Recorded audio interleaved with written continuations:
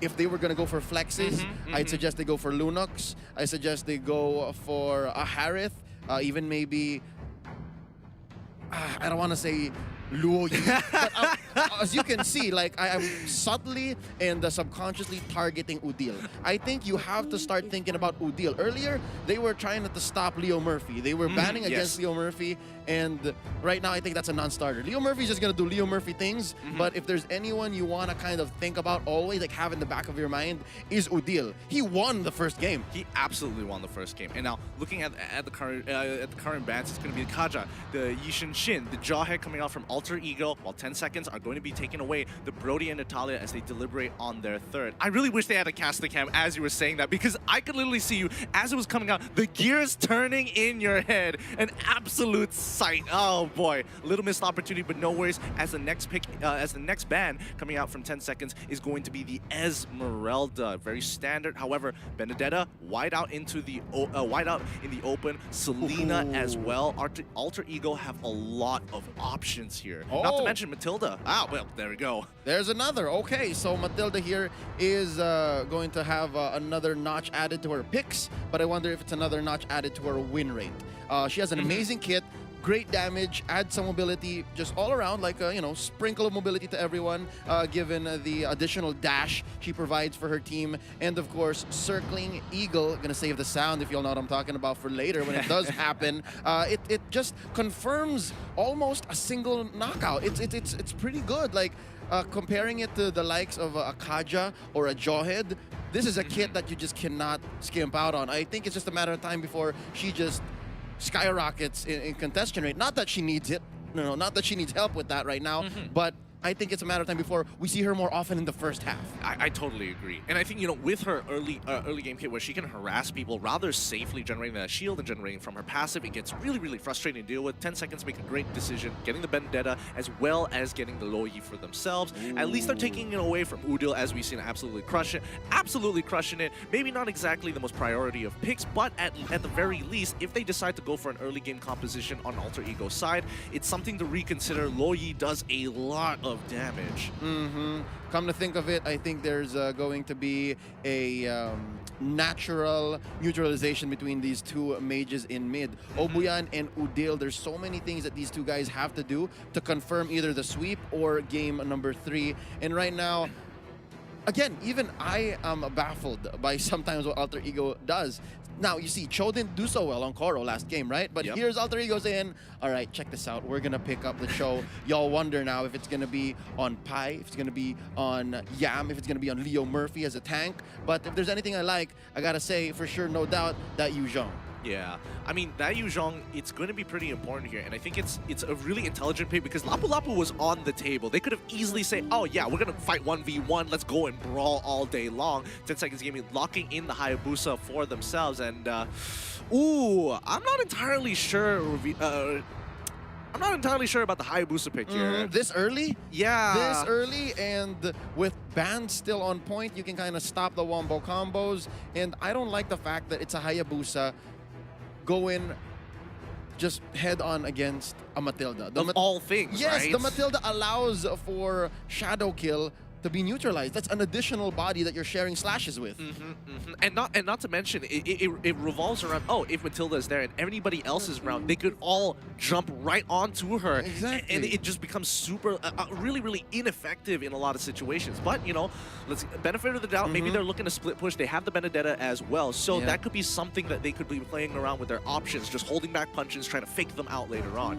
Ling, going to be the next in the next ban for 10 Seconds Gaming, while Alter Ego going to be taking out the Lapu Lapu. I don't know, man. I hate to beat a dead horse, but at what cost, really, are you going to be playing the mind games here? That is one hero. That is a big pick for Ashina, and you are, again, trying to force the game 3, trying to clutch it out, but again, there's only so much we can do. It's already in there. We're looking for another ban here for 10 Seconds Gaming Frost. They take out the Ling. On the other end, it's Alter Ego getting rid of the Lapu Lapu. I think they're looking to choke Selly Boy.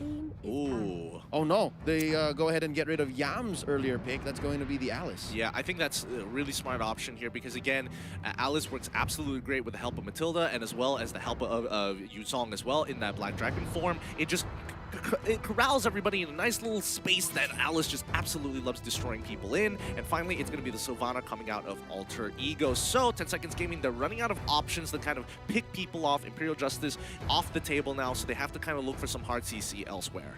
Both teams, though, have quite an easy go at tanks. I mean, it's only Jawhead and Sylvana that have been eliminated from the potential equation. So they still have, what? Baksha, Akai, Atlas. Atlas was doing well yesterday. I don't necessarily agree with Atlas in this particular composition, especially for 10 Seconds Gaming. For Alter Ego, it might be a little bit beneficial. Even that's still arguable. The problem is that, again, like in the previous game, 10 Seconds Gaming were very linear. Atlas, extremely linear. He can't just come zooming out. He has to wait for that flicker to be online to catch people off guard. That's why I'm thinking maybe Alter Ego would consider it. But right now, it's just not in the cards. They already have the Cho, which is more likely going to be played as a tank. So it's just 10 Second Gaming for us. We're waiting for their tank. I'm pretty sure they won't skimp on that. Right now, Alter Ego Esports, they still need to give Selly Boy a hero. By the way, Yusen Shin already taken out, so who can he pick? He can go for a Lancelot. Roger, although relatively falling off, still a solid pickup here. Oh, they might show us how to Bruno. I don't know. Yeah, that's a possibility. Harley. Ooh. I like myself a jungle Harley. Yeah, you know, the worst thing about like researching the number in terms of hero pool coming out for a lot of the MPL Indonesian teams, those guys really ridiculous sometimes. As you can see, their pool is very, very large. How about both of them? How about we look for a core? Nah, I'll give you both of them. So that's going to be the Roger and the Claude. Most likely the Claude. Actually no. With Roger and Claude, yeah, it's Roger who you put in the jungle, and then you put Claude in the gold lane. Now it's 10 seconds. Hold up, ladies and gentlemen, cowbells, put some cowbells up in here. Minotaur shows up. Speaking of the Renaissance, the Renaissance is coming back. I get one chef's kiss per series. This is it. That's the one. Woo, so early on, That's the one. Oh, this is going to be great. Where's the beef? It's here. Yeah, I mean, this is going to be pretty nuts because we haven't seen Minotaur, again, very similar to the Atlas, except in terms of execution, a lot easier to perform, has some major, major impact into the game. But more importantly so, how in the world are they going to pull this off? Alter Ego just can take a couple of Purifies and kind of walk on out of there. So Battle Spell is going to be very, very important. Yep, and again, we will take note of what that is once we enter the Land of Dawn. Get in. I have to make a confession real quick. I'm still on Cloud 9, dude. Like, it's been a while since I've seen Minotaur. I'm pretty sure folks at home as well. So on behalf of everyone watching, we would like to say arigato gozaimasu for bringing out the Minotaur, because this is going to be fun. Like, especially if they pull this off, by the way, because nobody expects this. So, all right, every day we get a nice comeback. We get a nice pick. This is the first one. Yeah, this is going to be really interesting. I mean, oh boy, let's see how this goes as Alter Ego is going to be looking to harass them very early on into the game, while the rest of the members of 10 Second Gaming Frost is looking to play for that team fight, that split push. They've got plenty of options, but lane dominance and pressure is going to be the name of the game for 10 Seconds Gaming Frost. Here we go. It looks to be, I don't know, man. It looks to be that 10 Seconds Gaming Frost just wants to put on a show. But just the same, I trust that they're going to do well with this. It's a solid 1-3-1 for both of them. And again, let's take a look at the battle spells after this little skirmish. Ooh, the fight for the Little Wanderer. Who took it? Leo Murphy. Leo Murphy was able to pick it up at that point in time, but I don't think it really bothers them a little too much here. I think at the end of the day, as long as they keep harassing them and keeping them on their toes, China, you better have his retribution. Yes, he does. Leo Murphy forced to go backwards, and Udil going to continue harassing the mid lane as much as possible. Now, noting the battle spells, this is odd. It's 10 Second Gaming Frost with 3 of their Purifies. Oh boy. That's a lot. Yeah. So they're gonna essentially eat the Circling Eagle. They're going to eat the Way of the Dragon, and I don't know what else they're thinking here. This is interesting. I would have expected it to be the other way around, but that's not all. Matilda getting some good damage onto Sheena as the rest of the team looks to rotate on out of there. The harass is there, and now they are forced to back away from the Soul of Lava. Papa in trouble here. He's going to go for the full dive, and Selly Boy having the time of his life win in that Lycan form, getting some free stuff. Oh, he even checks the brush just in case, and now it's going to be another free kill as he comes and pounces on to get that piece of meat. Oh, the Wolf gets the cow, ladies and gentlemen. 2-0 currently with about 1,000 gold ahead. Alter Ego Esports. Man, if the 5-6 minute choke earlier was soon, check this out. They're taking small camps already 2 minutes in. Yeah, I mean, they're already, they're pretty ahead. They're 1K ahead at 2 minutes into the game. Not that big of a deal because 10-second gaming can easily come back off of this next big neutral objective with the turtle.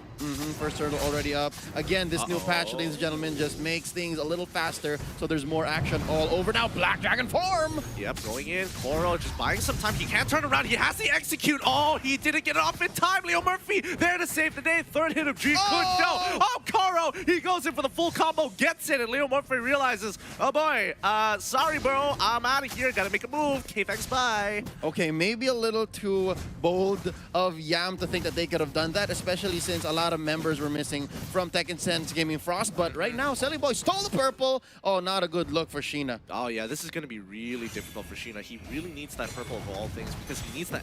It allows him to rotate fast. It helps him clear camps really quickly as well. Because again, he's very dependent on that energy. He gets hit by the weight of the dragon. And speaking of which, Udil comes to try and harass him through. But now the quad shadow comes on out. It allows him to escape right after the Oki shadow kill. Sheena, some really great mechanics there to keep himself alive. All right, so far that was just Sheena not ready for it yet. Needs more items, and of course maybe a more concentrated amount of members, maybe just 1 or 2. But again, this is what we're talking about. Like the kind of hero that Matilda is, that Udil is playing, it just naturally counters what Shadowkill's trying to do. Yep, and Koro having a little bit of a tough time after, you know, after a couple of games here. But Yam seems to be controlling the lane, even though he's a level down. Leo Murphy, oh wait, Yam coming in one more time. Can they win this out? But Yam, he's gonna get immediately by Sheena. He goes into his Black Dragon form, and Yam, he wanted more. But however, looking down to the bot side, Papa is on his way out in Pi as well as Udil, making sure they are putting a lot of damage to allow Selly Boy to just easily clean up in that backside. Talk about dives. These guys fear nothing.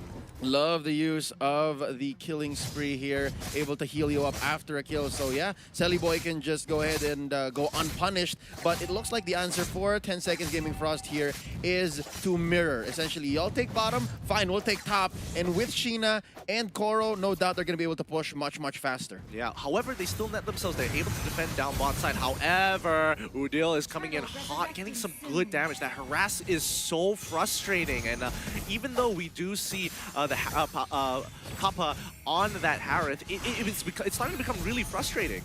I'm feeling for Papa, actually. A lot of what he's been doing recently in the past 5 minutes of this game were very reactive, especially given that he is in the gold lane. It's just tough all over for this little white-haired boy, seeing that he's sitting at 0-2-0. Even with Mystery Shop, items are gonna come tough. Yeah, Selly Boy is just getting so far ahead of the game. He's level 8, the highest level so far, and Sheena trying to catch up at level 7. But however, his buffs keep getting stolen away. And even though he does have that Soul of Lava for a good majority of the game, it's not as good as this rotation here. Zema coming in with a massive ult just to slow them down. But the dive from Selly Boy, he does not care. The backline, Koro looking to make things happen on that Benedetta. The final blow has come through. Gam now has overextended a 3-for-2 trade. An instigation of war, but 10 Seconds Gaming looking for more. Koro, all right, you know, Spread Eagle is going to be absolutely fine, but Koro should be able... Oh no! He misses right at the end! Doesn't get that extra kill. I love the use of Circling Eagle there at the full circumference, right at the opening of the jungle. I think Udil was planning for that, and he's like, okay, I can see that I have a Cyclone Eye here. I'm out. All right, good luck, Koro. And again, that's just the talent. That's just the skill, the mechanics that Alter Ego Esports has. And right now, I was going to say, man, that was the first trade that 10 Seconds Gaming Frost won, but in the end, they couldn't convert to anything, so it didn't amount to much. So I think at least if they keep building that up and if they can use the Minoan Fury here properly, the next time around, then maybe, just maybe, they got one. Oh, nice takeout onto Yam. Yeah, these small skirmishes coming in from 10 Seconds Gaming Frost is looking a little bit more comfortable, especially between Sheena, if they mix it up with Koro. Oh no, Koro, speaking of which, he's going to get absolutely blasted here with the Blazing Duet coming in from Pi with the help of Leo Murphy and Svevna. He's going to be going down as well. Selly Boy making sure that he is getting some good work in with the help of Udil, making sure that he's bringing him down to at least 50% health, allowing Selly Boy to dive. And look at this, right on cue. That's Selly Boy preparing for the second turtle of the game. And this guy knows he's got an internal clock. He's going to take the small camp and then go for the turtle. And I'm guessing rotate down bottom, because that's a lot of pressure crashing down on to Yam. But hold up, Leo Murphy picking a fight. Wave the dragon in. It's just going to force him out. And Yam coming in with the black dragon form to say, hey, stay back. You're not getting this turtle. Not at all. Don't touch it. Don't come close. Not even a sight. No. Nope, not even good. Oh, wait, Leo Murphy taking quite a bit of dispersion damage. Sheena, he's getting close. Can he go in for the OK Shadow kill? Yes, he does. And RNG was on his side, but he takes the Shadow back to pull him back into safety. Some good trades overall. Sheena getting big.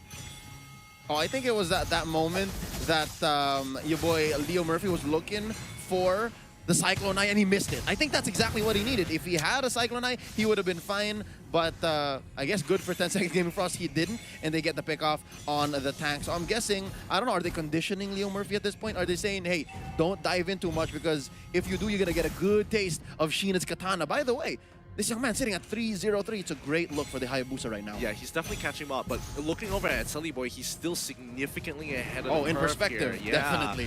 Which is, oh no, Sven, yeah, he needs to go in. He has no option. If he jumps back, he's just taking free damage. He has the Minoan Fury. He can actually do it right now. But again, he sees Leo Murphy and he's like, not the best option. I'm still waiting for Papa to show up. Like, Papa, this is what? A throwback from 2019, man. The Minotaur and the Harriet. This is what everything was all about. And now there's new heroes part of this formula, but hold up. All right, Zametfrost has already popped up. Papa is now in a lot of trouble. However, the backline Pi is finally coming up with a blazing duet. Everything seems to be A-OK as Koro trying to make things work for the final blow. But Svenja, he finally is able to put that Berserk key. Can he get that ult now? Yes, he does. And this is the opportunity that 10 seconds gaming have been waiting for. But Yam is still holding on to his guns. Passive being procced twice in a fight. But that's not going to be enough with the amount of damage coming out of Obuyan. Ooh, the 10 seconds Gaming Frost comeback. They've done this, what, twice now? The 3 for 2? And so far, it's just a matter of turning it into something else. Sure, kills are good, gold is great, but you have to find a way to make this count on the map. And yes, they pushed mid, and now they have a great wave coming in from bottom. Top was surprisingly okay, like they were trading turrets. So now, First Lord definitely looks like they can contest. Yeah, absolutely. I mean, they got a free turret off of that. They got a +1 on that kill. Now, they even stole away one jungle camp. Not that big of a deal, but if you look at the goal right now, it's looking a lot better compared to like 3 minutes ago. They definitely did great to recover, but as we say that, man, Kai picks up the Corrosion Scythe, and now we know at least that if he wants to duel, he can. Yeah, this is going to be pretty scary because inevitably Pi is going for that utility build. He doesn't have to go for that hard carry build. With the Corrosion Scythe, sure, the on-hit effect is going to slow everybody just so that Selly Boy can finish them off. And even Udil, I think Udil hurts at this point. Impure Rage, all of those wisps, imagine the damage. Ah, that's really got to hurt. So, what is the macro play coming here from Alter Ego's side? Where are they going to prioritize their resources on the map? It looks like they want to put pressure on bottom so that they're later on clear for Lord. And yeah, the heat signature from this team right now is just way down bottom. I don't know if this is the right thing, but it looks like they want to bear heavy on Papa. Yep, and they're going to dive him straight away. Way of the Dragon as well as the Blazing Duet. Double Shinpo is not going to be enough to... sorry, not Double Shinpo. The shields aren't going to be enough to actually pull them through on this side. However, Alter Ego still looking for options to make it happen. Harith is already down, but now it's going to be Srinya, the next to fall. Koro going in pretty hard here. Can he finish off this kill with Yam on his back? But Leo Murphy is left by himself in the process of the fight. Sheena manages to come up on top 3 for 2 in favor of 10-second Gaming Frost. Again, that's another go at this unfortunate trade. And I think Alter Ego Esports, they now regret putting so many bodies down bottom, and they turned what should have been just a finesse move, you know, instead of a suave dodge into just a head-on collision. And at this point, 10 Seconds Gaming Frost, they've been winning more of those fights. Yes, they have. And now Koro, once again, playing with fire here. Final blow already being used, getting his double slashes to kind of close the distance to get away, losing 50% of his HP. But I think this is just the beauty of Benedetta. It's like, oh, as long as you don't kill me, you don't get the gold, but I will absolutely destroy your wave control.